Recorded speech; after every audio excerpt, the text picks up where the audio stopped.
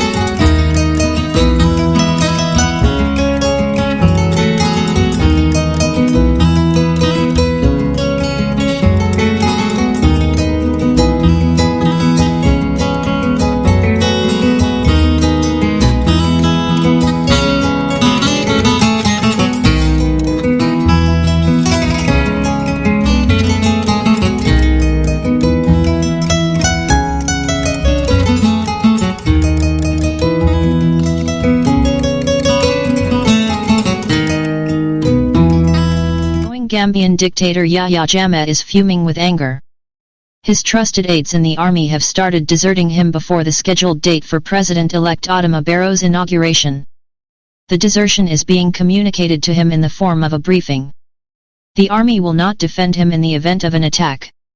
They are not ready to put up any fight if Jammeh comes under attack. Last week, a source contacted us and unveiled an interesting intelligence about General Musa Savage, the Konala garrison camp commander. Musa Savage was quoted as saying that he will not pledge his allegiance and loyalty to Yahya Jammeh after his 5 years mandate expires on January 19. He said he will shift his allegiance to President-elect Barrow and his incoming administration. We were a bit apprehensive when we received the intelligence. Our source maintains that General Savage is in full support of the recent political change. In the early hours of Friday morning, another source contacted us to intimate that General Savage has communicated to his colleagues about his plans to switch allegiance to the incoming administration. In fact, Savage has been speaking out openly before the men under his command. He is waiting for January 19 to switch his allegiance to President-elect Barrow and the Gambia. Meanwhile, General Saul Badja is also on the same boat with General Savage. General Badja has made it clear to Yahya Jammeh that he should step down and allow a safe transfer of power. Badja was speaking during a security briefing to Yahya Jammeh on Thursday.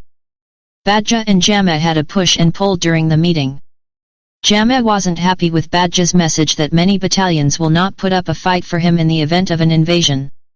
Jammeh went off on Badja during the meeting. The State House was tense on Thursday.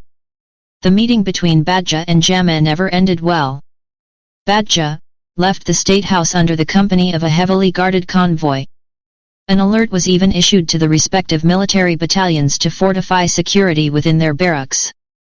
Both General Saul Badja and Musa Savage's position is for Jammeh to step down and allow President-elect Adama Barrow to assume office on January 19.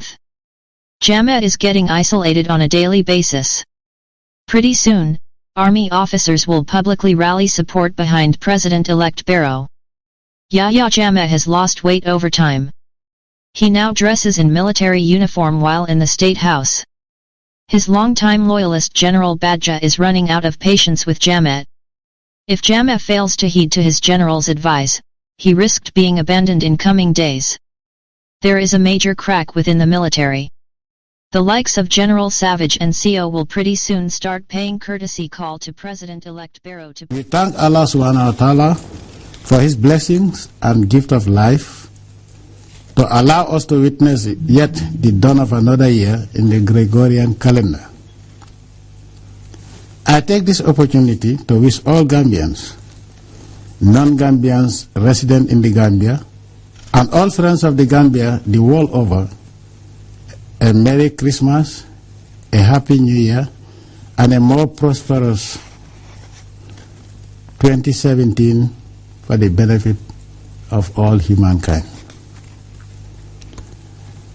It has become a tradition that when we enter a new year, we as God-fearing people renew our faith in Allah, our submission to His will, and our pledge to do good and avoid satanic temptations to do evil.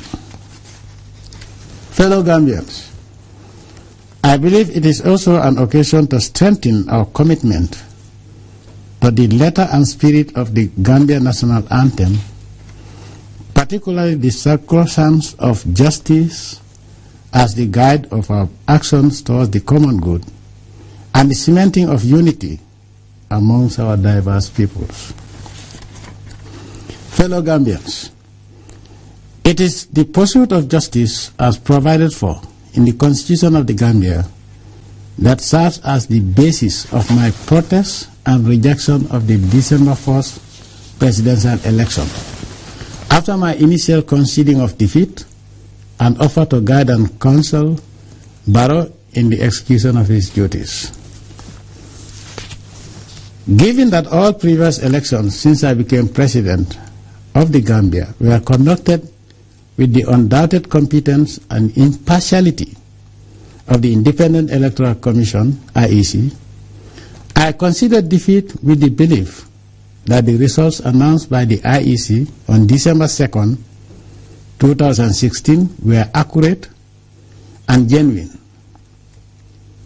However, when on Monday, December 5th, 2016, the chairman of the IEC invited all political parties to the headquarters of the Commission to inform them of its counting errors and its rectification of the figures without specifying the number of votes transposed and added to Adama Barrow nationwide, my suspicion of the impartiality and honesty of the current IEC and the falsification of the results were aroused. The findings of further investigations unearthed abnormalities that vindicated this suspicion. Given these unjustifiable and unprecedented anomalies in the elections, what we are simply and rightfully asking for is to return to the polls and allow the Gambians to elect who they want to be their president in free and fair elections, to be organized by a fresh, patriotic, Allah-fearing, honest, independent electoral commission, just like it was under the leadership of Mr. Carrier. Let me repeat for purpose of clarity. The findings of further investigation unearthed abnormalities that vindicated this suspicion. Given these unjustifiable and unprecedented anomalies in the elections, what we are simply and rightfully asking for is to return to the polls and allow the Gambian people to elect who they want to be their president in free and fair elections, to be organized by a fresh, patriotic, Allah-fearing, honest, independent electoral commission, just like it was under the leadership of Mr. Carrier. Thus, fellow Gambians, the moral behind my nullification of the results is that